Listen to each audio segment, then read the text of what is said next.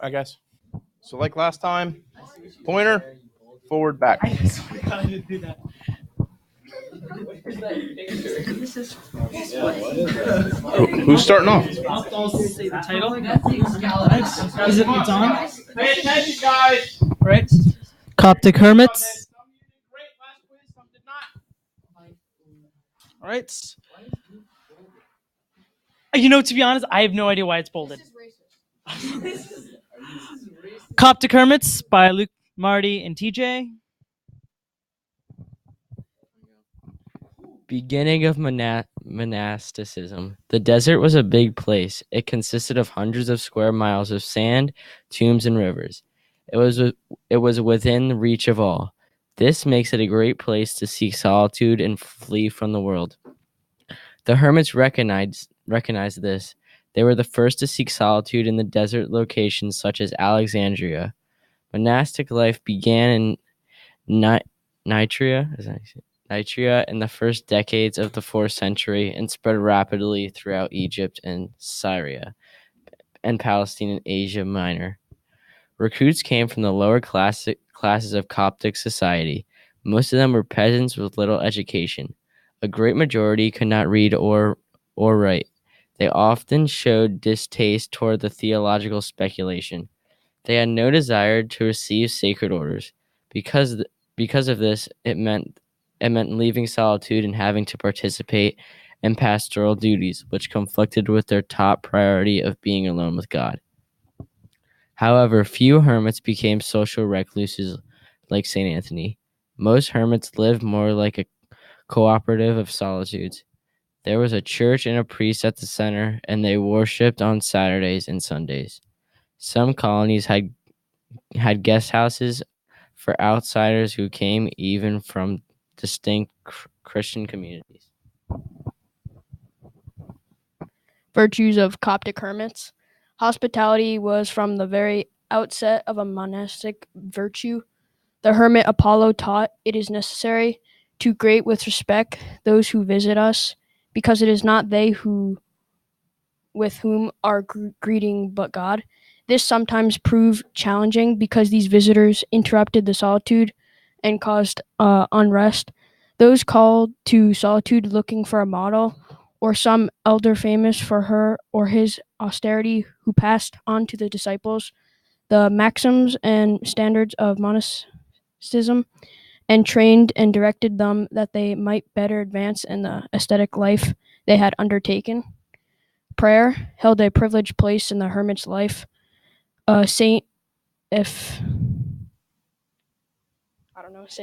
Said that Athanasius, that true monastics must keep prayer and solemnity in their hearts without ceasing. These hermits prayed day and night, either together or in solitude. Prayer was at the core of their existence, and manual work played an important role in the daily life in the Egyptian hermit. These individuals worked hard to balance prayer and work, so they chose work that allowed them to pray simultaneously, like the weaving of baskets, mats, and ropes out of reeds and palm leaves. They sold these goods in villages and used the money to sustain themselves. Others copied manuscripts or worked the harvest in exchange for grain. Diet of the Coptic hermit. These hermits ate once per day and often went for days in a row with nothing. They ate separately, but usually at the same time around 3 o'clock or at sundown. They ate bread, salt and water, and sometimes fruit or green vegetables. This was an example of the permanent diet set by St. Anthony. They abstained from all cooked dishes. Only on Saturdays and Sundays would they partake in the special group meal after receiving the Eucharist. During this time, they would have spiritual discussions of the theological subjects conducted by some of the more venerated fathers. Saint Anthony was the best known, most venerated, and most followed father of the fathers. Saint Anthony was the best known, most venerated, and most followed fathers of the Coptic hermits, and basically he modeled the monastic life in the desert. Thank you. That's it. Okay, step there. Two questions. What's a hermit? And what's Coptic? All right, so I'll answer Coptic. So, basically, I can answer either. Hermit is basically it's part of the hierarchy.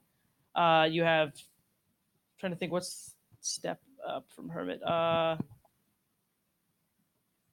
Anyway, we'll come back to that. It's part of the hierarchy. Anyway, Coptic has to do with being isolated from society, basically, like in these ancient tombs and places out in the desert where they basically went to flee from the world. So that's the meaning of Coptic. I will let one of my friends here elaborate a little bit more on hermits. We did this a long time ago. We're not crossing that church. So. All right, thank you. Well, and what else? okay. So a cop or the Coptic. Let's think back to St. Anthony. Some of you got this correct. Some did not, sadly. St. Anthony was what ethnic group? Coptic. So the Coptic hermits are an ethnic group. It would be like saying the Irish monks. Guess what type of ethnicity the Irish monks were?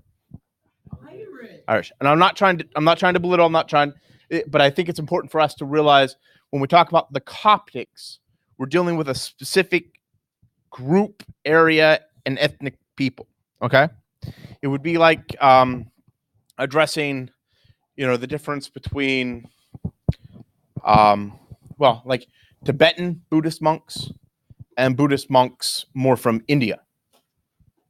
Similar, but different spins at times. Okay? Yeah. It matters when you get into the nitty and gritty. Like for this general overview, not so much a problem. But I think it's important to realize, again, when we talk about Coptics, we're dealing with an ethnic group. And a hermit specifically is a monk who lives on his own. He might come in and deal with people occasionally, but for the most part, he lives in seclusion and isolation. It's him and God, okay? And that's where they do the simple tasks to make money that they can do by themselves, that they can also do by just rope memory, so muscle memory, like basket weaving, like rope weaving, things like that.